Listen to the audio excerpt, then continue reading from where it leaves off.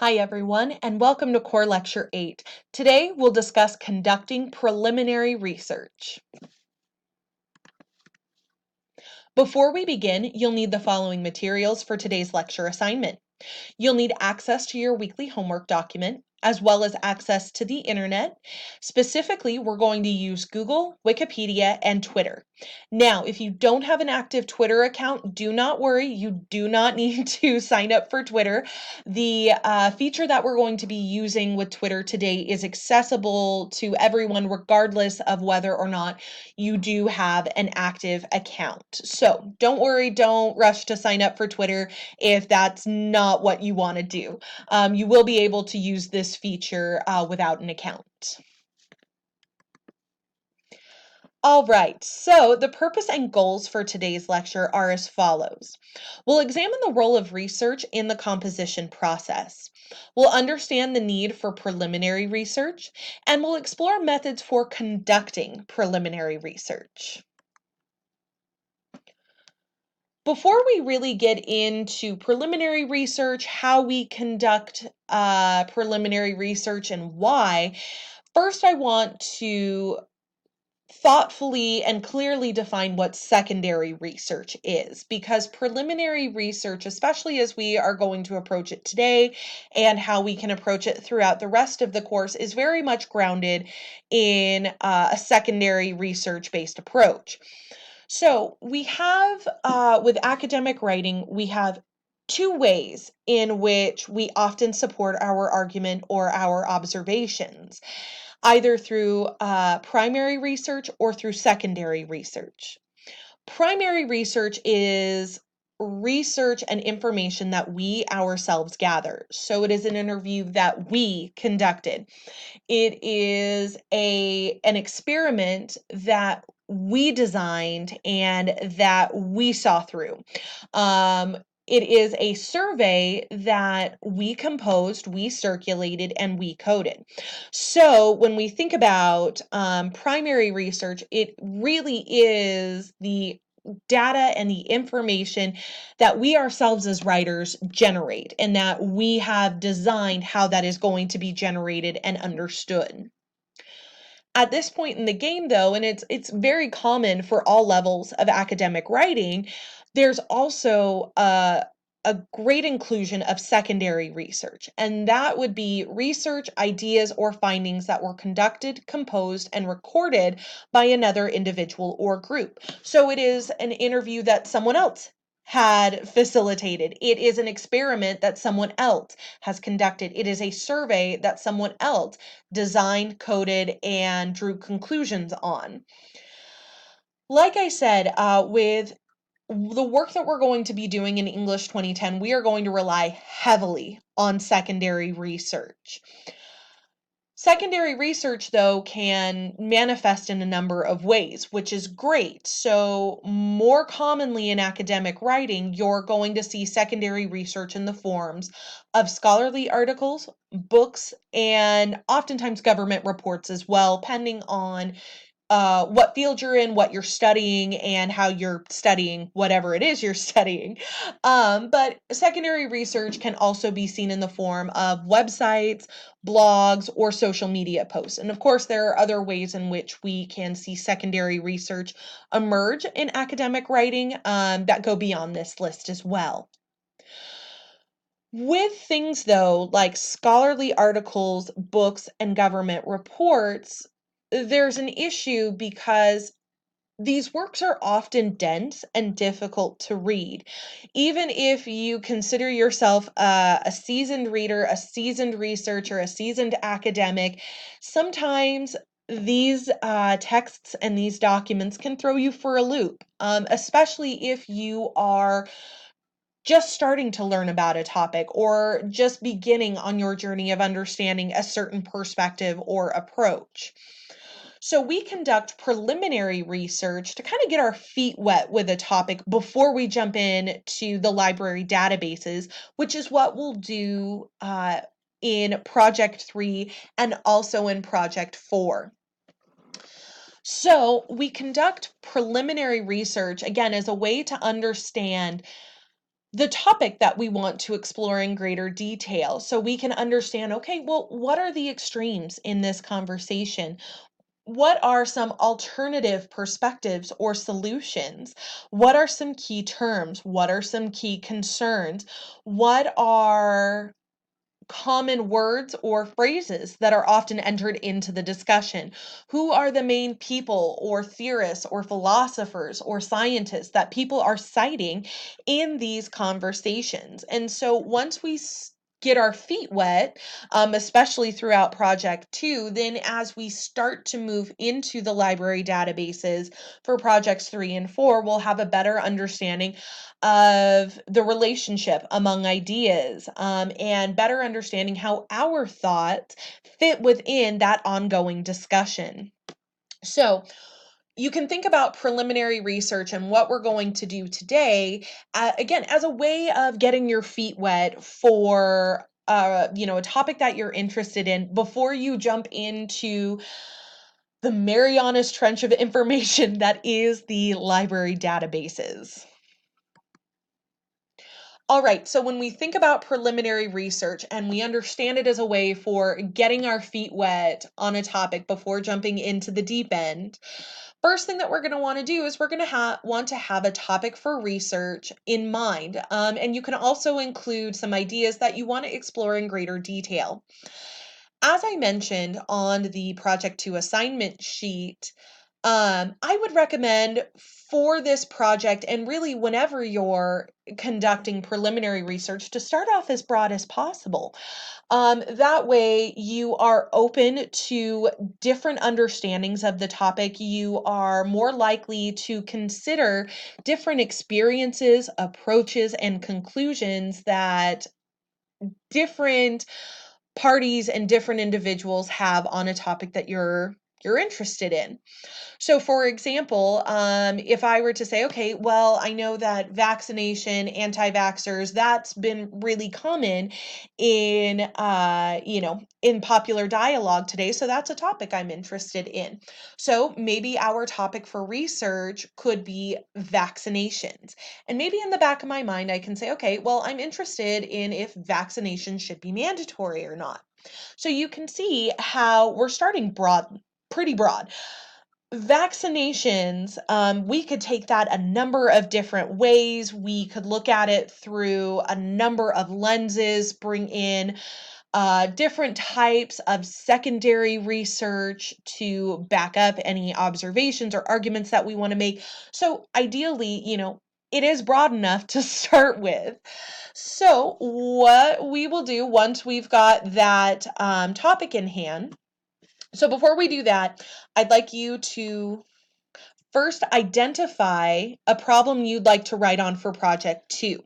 So you can borrow from the topic that you used for the Core Lecture 7 assignment. So remember how you created a spectrum based off of a topic you were interested in? You can still use that same topic. Or if you want to use this as an opportunity, maybe you're on the fence between, let's say, vaccinations and funding after school programs.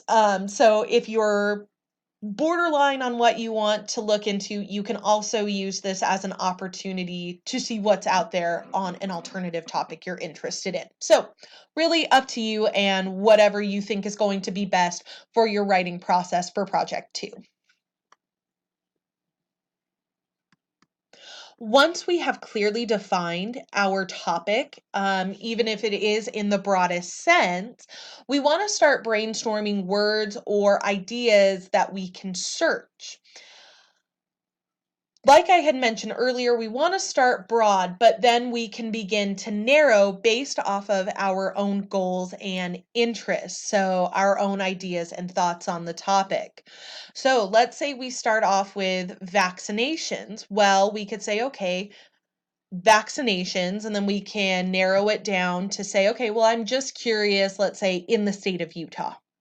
because in the United States, it's pretty common that individual states will have their own unique approaches to vaccine and vaccination laws.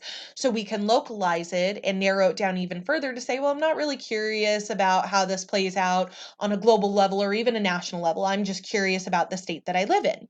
So we can start to broaden it and say vaccinations and Utah. And perhaps we can go even further. Maybe we're interested in the measles specifically. So we could say vaccinations, pretty broad, narrow it down to say, okay, I want to look at a specific geographic region and say Utah. And then we can narrow it down a little bit further to say, well, in Utah, I am just curious about measles. So these are all terms that we can search and receive information on and find information on.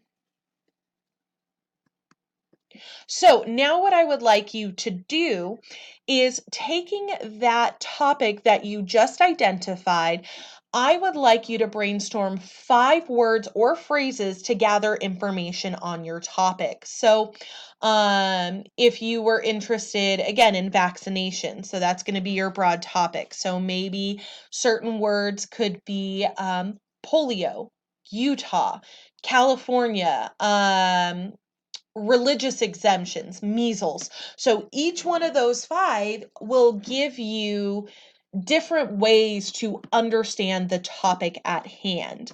So 5 words or phrases that will help you gather information on the topic you're interested in. Now what we want to do is we want to start simple.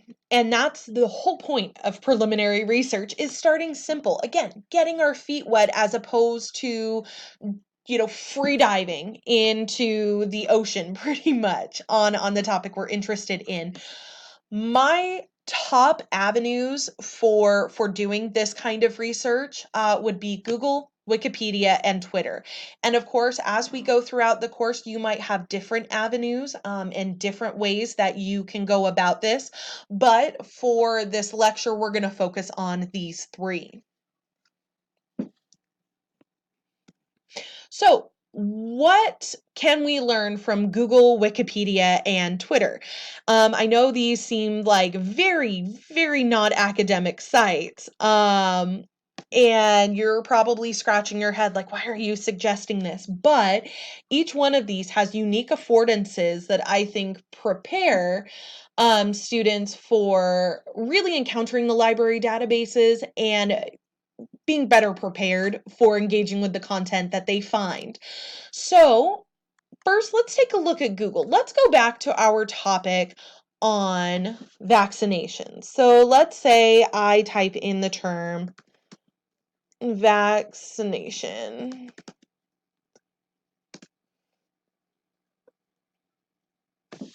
Okay, so we can see with the broad term vaccinations, we get a lot of hits. And so this is an opportunity for us to draw from our keywords to see how we might narrow down our search results. So let's say vaccination, Utah, and we can see that a number of predictive search results also come in. So let's maybe go down here to Utah vaccination laws, if that's the area we're interested in researching. So from this, you can see that we have narrowed our results in an important way, because we're not getting vaccination laws for Nevada. We're not getting laws for Colorado or California. We're also not getting the specifics on, what the measles do to the human body, even though that is something that we could very likely stumble upon if we were to type in vaccination measles. That information might come up. So, what I would recommend in doing a Google search is to first try and find either the .edu or .gov sites. These are often meant for public consumption and public readership, and so they're going to be presented in a way. You'll see that when you start to really get into the academic library databases, so again, what we're going to do in Project 3, a lot of those articles are jargon heavy. and you really have to be familiar with the field to some degree in order to move through that work fairly quickly. But a lot of the times when you see .edu or .gov appear in a Google or even a Yahoo type search, or Bing search, it's going to be written for diverse audiences. So if we go here, we can click on this and we are taken to the University of Utah's law website, where it looks like someone has written an article on what those laws look like and whether or not they're a good or bad idea. So as we read through here, we are able to pick up, okay, what specifically does Utah require? So House Bill 221, which would require parents seeking exemptions from required vaccinations for their children to complete education modules before they receive exemptions for their children. So, and then it goes on to say, in Utah, children entering kindergarten are generally required to get 5 doses of vaccine for, and then it lists those.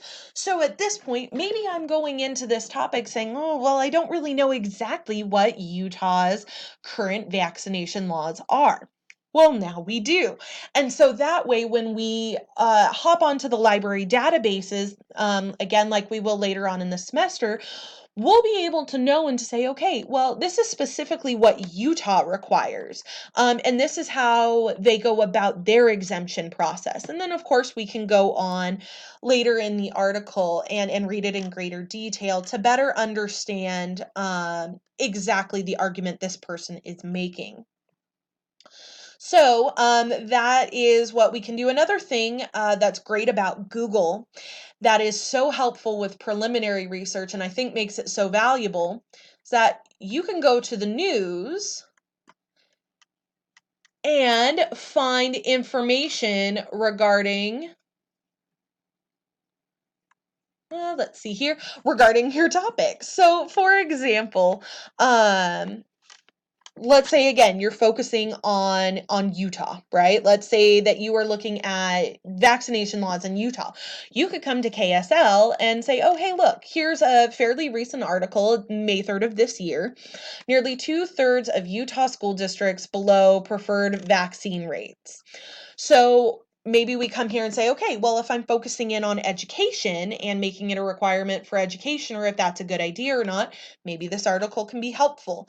And again, so the CDC said Nevada, Colorado, and Arizona have reported cases, while Utah is 680 miles from the nearest ongoing outbreak in Southern California for measles. So maybe you say, okay, well, it looks like measles is becoming a really big issue around the West, and it seems like Utah doesn't have any. That's really interesting.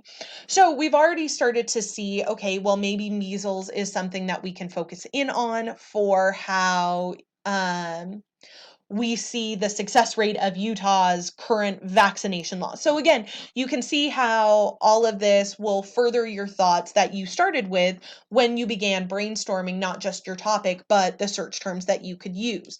And it also provides you more information about how others are approaching the topic and what some of the valued conversations of that topic are.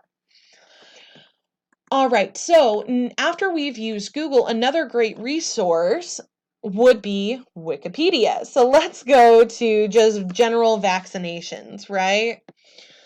Let's see here. Okay. Let's try just this. Okay, cool. So if we just type in the term vaccination, you can see that Wikipedia appears as the first search result. All right, so we've got a pretty lengthy article here. One thing, though, that I do want to discuss very briefly is historically, Wikipedia has kind of gotten a bad rap with its usefulness, especially in academic research.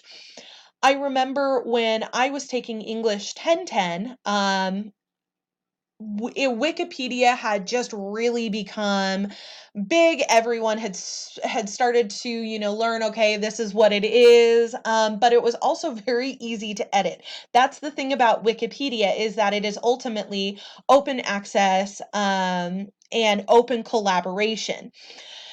I remember sitting next to a student in my English class who decided to change his picture, in lieu of Mother Teresa's, on the Mother Teresa Wikipedia page. So, in its early days, yes, Wikipedia had a lot of issues and its credibility was rightly put into question. However, as it is developed as a site, they have put a number of more protocols in place regarding who can edit, how that editing goes about happening, and how that information is verified to be correct and the most accurate and up-to-date information possible. So I will say this: while you cannot use Wikipedia or information from a Wikipedia page in an academic work, so I don't want to see Wikipedia entries, especially in projects 3 and 4. They are a great starting point. They will give you a thoughtful and thorough summary of whatever word or phrase you have typed into Wikipedia. But also, what's really great and has come along quite a bit, especially in the last 3 to 5 years, is that they cite their sources. How this can be particularly helpful is it can give you names to search in the library databases when we get to that step. So if we're interested in vaccinations, right? So we are provided with an overall view of what that looks like, what a vaccine is, how it's distributed. We've got the history, how they are situated in society and culture. So this gives us a very broad way of initially approaching the topic of vaccinations. But like I said, what's great about Wikipedia now is that you can see up here, we've got these little superscripts. So 37, I'm sure there's a 38 around here somewhere. Here's 40.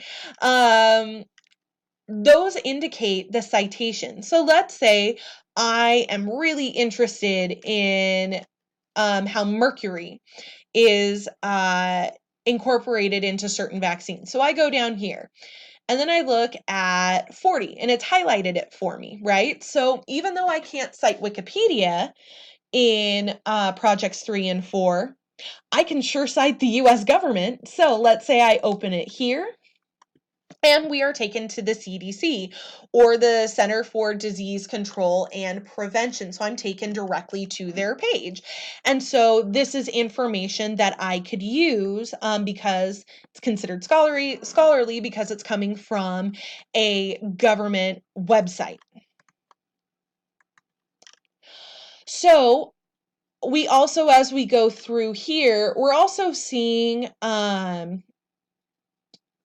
other citations. So I want to look at the one just before this. So this looks like an entry or citation from an academic or scholarly journal. So something that you might be able to find on the library databases. So I look here and I say, okay, well, updated aluminum. Oh, these are a lot of big words.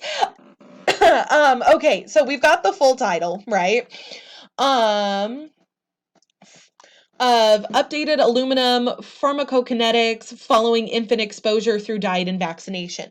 So I was able to, through a provided link, click on the CDC article, right? Well, maybe I can't do that here. Maybe because it's stuck behind, the database paywall, which your student fees help pay for. So that's how you can access it. So maybe you say, okay, well, I can't just access this through Wikipedia, but what I can do is when I get to this point, I can save this citation and I can look it up in Nexus Uni or Academic Search Complete, or whatever, JSTOR, whatever other database I find helpful. So not only can Wikipedia introduce you to the key concepts regarding a topic, so from this, just from the provided table of contents, we can see, okay, well, if we're talking vaccination, people are concerned about the economics of vaccination. They are concerned about the safety monitoring, about opposition, about routes of administration, things of that sort. So it gives you a really solid overview about the different ways people are talking about vaccinations. And then it says, hey, if you're interested in about the economics of vaccinations, here are some additional sources to provide you more information. Or here are some key terms that you're going to want to be aware of as you engage in this discussion and continue to research. The final way that we want to look or conduct preliminary research would be through Twitter Advanced Search. This one, like I said, you probably are scratching your head because Twitter, it's interesting. A lot of research indicates that people will turn to Twitter as their main source for daily news. So rather than turning on the TV, they'll be more likely to scroll through Twitter. But people are also just as likely to say that Twitter is a dumpster fire. So it kind of walks that fine line, but there are some important contents that are available on Twitter that we don't get from a general Google search, nor do we get from Wikipedia. And you'd be hard pressed to find this also in the library databases. So this is where you can start to access Twitter without without needing the active account. So let's say I want to look at mandatory vaccinations. Okay, so I've already typed this in. With the advanced search, this is going to be great practice for the library databases because if you want to do their advanced filters or add filters, which all of the databases offer. So of course, on the library databases, you can search it and it might just look like Google, or you can go to their advanced search, which is going to look very much like this, where you can search all of the words, so mandatory vaccinations. Maybe there's an exact phrase that's relevant to your topic that you want to look into. Any of these words, so if you're not terribly picky, maybe if I'm looking up, maybe if I'm looking up vaccinations, I don't care if I get results on polio or measles, just surprise me. And if you find information on both, awesome, give them both to me. Also with Twitter, what's great is that you can search hashtags, which is a way of tagging certain contents to make it easier to find for the general user. Also, if your topic has, if you're looking at something that also impacts those speakers of another language or happens to be a popular issue in another region or in another part of the country where another language is common, you can also search that particular language as well. Again, much like the library databases where you can say, I want to find things by this author, you can, find things from specific accounts. So in a recent account, I was looking up tweets coming from former White House Press Secretary Sarah Huckabee Sanders.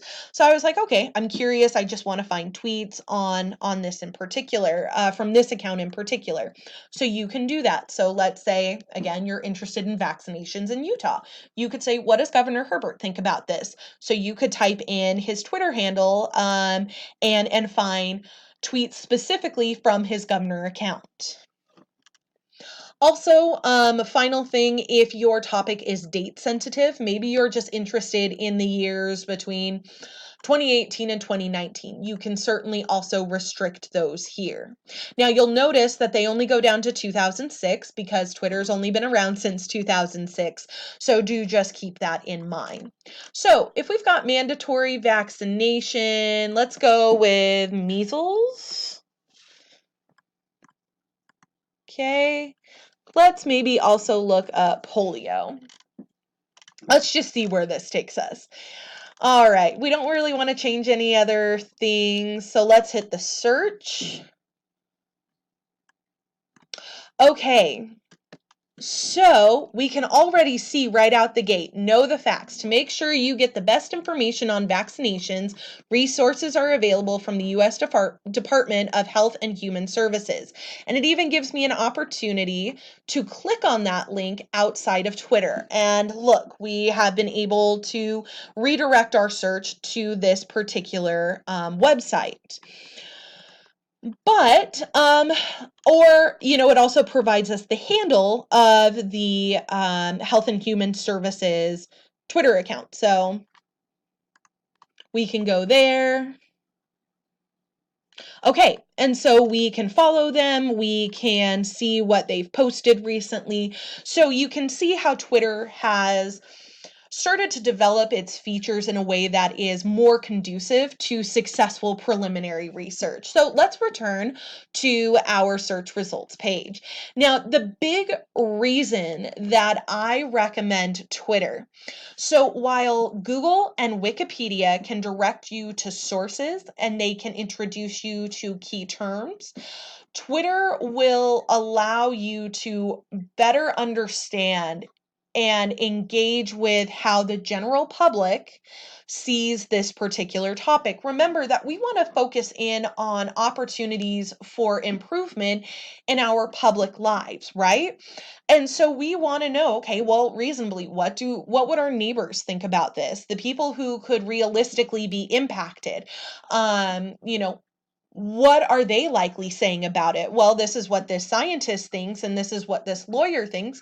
Both very good entrances into the discussion. But at the end of the day, if we are looking to say, okay, well, what's going to really help the members of my community? Well, let's see what members of the community actually think.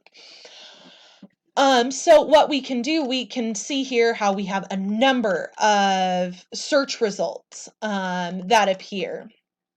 So let's see here. We've got one from NPR to say New York City has declared a public health emergency and is calling for mandatory vaccinations as measles outbreak spreads in parts of Brooklyn. So going back to our original search, remember we typed in measles and polio into any of these words, into that text box.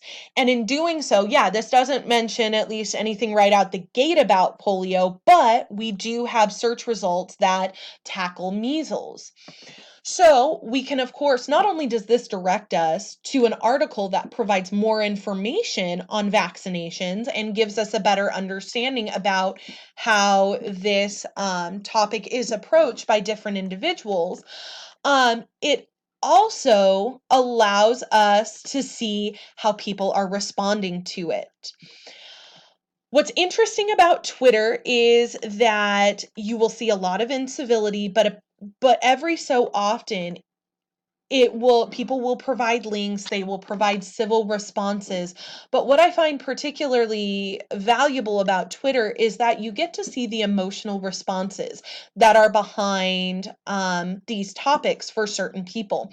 So while science can tell us so many things, while law and the logic behind it can allow us to reach certain conclusions or lead us to certain conclusions, I think what's important is that we understand the real human emotions that a lot of individuals have behind how they respond to certain ideas, certain topics, certain ways of approaching things. So, again, you can scroll through here. And like I said, here's another good example. People are providing additional links.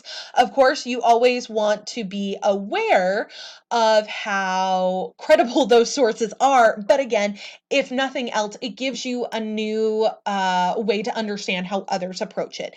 And going back to our discussion on the spectrum of beliefs, it gives you a new notch to sort of add into that spectrum, one that you might not have been aware of or considered beforehand.